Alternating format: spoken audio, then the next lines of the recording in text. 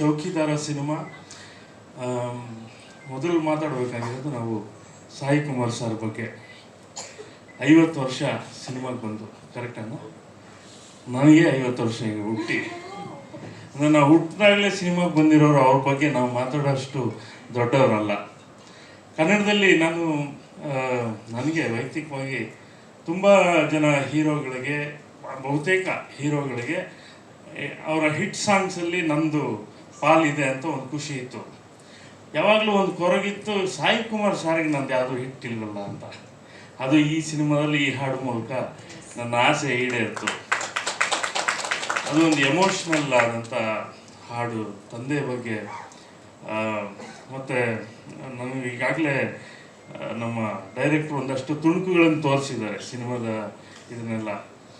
ಧರ್ಮಗೆ ಇದೊಂದು ತುಂಬ ಬೇರೆ ಥರದ ಪಾತ್ರ. ನಾವು ಒಬ್ಬ ಕಲಾವಿದನಾಗಿ ಧರ್ಮನ ಇನ್ನೊಂದು ಅವತಾರದಲ್ಲಿ ನಾವು ನೋಡ್ಬೋದು. ಹಾಗಾಗಿ ಧರ್ಮಗೂ ಕೂಡ ಒಳ್ಳೆಯದಾಗಲಿ ಅಂತ ಹೇಳ್ತೀನಿ. ಪೃಥ್ವಿ ಅಂಬರ್ ಎಂಥ ಒಂದು ಅದ್ಭುತ ಕಲಾವಿದ ಅಂತ ಹಿಂದಿನ ಸಿನಿಮಾಗಳಲ್ಲಿ ಪ್ರೂವ್ ಆಗಿದೆ.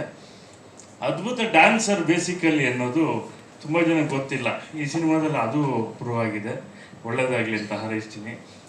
ಇನ್ನು ಧನ್ಯ ರಾಮ್ಕುಮಾರ್ ಅವರು ಹಿಂದಿನ ಸಿನಿಮಾದಲ್ಲೂ ತುಂಬ ಚೆನ್ನಾಗಿ ಮಾಡಿದರು. ಈ ಸಿನಿಮಾದಲ್ಲಿ ತೀರಾ ನಮ್ಮ ಪಕ್ಕದ ಮನೆಯ ಯಾವುದೋ ಹೆಣ್ಣುಮಗು ಅನ್ನುವಷ್ಟು ಮಟ್ಟಿಗೆ ಆ ಪಾತ್ರನ ಅಷ್ಟು ಗಟ್ಟಿಯಾಗಿ ಮಾಡಿದ್ದಾರೆ. ಒಳ್ಳೆಯದಾಗಲಿ. ಸಚಿನ್ ಬಂದಿಲ್ಲ? ಹಾಯ್ ಸಚಿನ್ ಬಸ್ರೂರು ಸಂಗೀತ. ಹೊಸದಾಗಿ ಒಂದಷ್ಟು ಸಿನಿಮಾಗಳಲ್ಲಿ ಕೆಲಸ ಮಾಡ್ತಿದ್ದಾರೆ. ಈ ಸಿನಿಮಾದ ಈ ಹಾಡುಗಳು ಈಗಾಗಲೇ ಚೆನ್ನಾಗಿ ಹೋಗ್ತಾ ಇದೆ. ಒಳ್ಳೆಯದಾಗಲಿ ಅಂತ ಹಾರೈಸ್ತೀನಿ. ಮತ್ತು ಇನ್ನು ನಮ್ಮ ಡೈರೆಕ್ಟ್ರು ನಮ್ಮದೇ ಜಿಲ್ಲೆಯವರು, ನಮ್ಮ ಮನೆ ಪಕ್ಕದವರು. ಅವರ ಮೊದಲ ಸಿನಿಮಾಯಿಂದ ಎಲ್ಲ ಸಿನಿಮಾದಲ್ಲೂ ಕೆಲಸ ಮಾಡ್ತಾ ಬಂದಿದ್ದೀನಿ. ಈ ಸಿನಿಮಾದಲ್ಲಿ ಅವರು ಮೊದಲು ಆ ಕತೆ ಹೇಳಿದಾಗ ಅಪ್ಪ ಮಗನ ಬಾಂಧವ್ಯದ ಕತೆ ಅದ್ಭುತವಾಗಿದೆ. ಅಪ್ಪನ ಪಾತ್ರ ಯಾರು ಮಾಡ್ತಾರೆ ಅಂತ ಕೇಳಿದೆ ನಾನು ಫಸ್ಟು. ಸಾಯಿ ಕುಮಾರ್ ಅವರು ಅಂದ ತಕ್ಷಣವೇ ನನಗೆ ಥ್ರಿಲ್ ಆಗಿದ್ದೇನು ಅಂದರೆ, ನಾವು ಸಾಯಿ ಕುಮಾರ್ ಅವ್ರನ್ನ ಈ ಥರದ ಪಾತ್ರದಲ್ಲಿ ನಾವು ಕನ್ನಡದಲ್ಲಿ ನೋಡಿಲ್ಲ.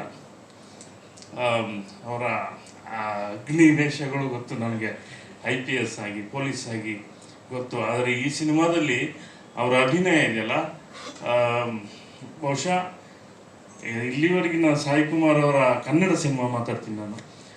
ಈ 50 ವರ್ಷಗಳಲ್ಲಿ ಅವ್ರೇನು ಕನ್ನಡ ಸಿನಿಮಾ ಮಾಡಿದಾರಲ್ಲ, ಆ ಎಲ್ಲ ಸಿನಿಮಾಗಳಿಗಿಂತ ಭಿನ್ನವಾದ ಮತ್ತು ಅದ್ಭುತ, ಅವರೊಳಗಿರುವಂಥ ಅದ್ಭುತ ಕಲಾವಿದನನ್ನು ಪರಿಚಯಿಸಿರುವಂಥ ಸಿನಿಮಾ ಇದು ಅಂತಾರೆ ತಪ್ಪಾಗಲಿಕ್ಕಿಲ್ಲ. ಅಷ್ಟು ಅದ್ಭುತವಾಗಿ ಮಾಡಿದ್ದಾರೆ. ಒಳ್ಳೆಯದಾಗಲಿ ಅಂತ ಹಾರೈಸ್ತೀನಿ. ಯಾಕೆಂದರೆ ಮಾತಾಡೋರು ತುಂಬ ಜನ ಲೈನಲ್ಲಿದ್ದಾರೆ. ಇನ್ನು ಯಾರ ಹೆಸರು ಬಿಟ್ಟಿದ್ರೆ ಕ್ಷಮೆ ಇರಲಿ. ಎಲ್ರಿಗೂ ಒಳ್ಳೆಯದಾಗಲಿ. ಧನ್ಯವಾದಗಳು.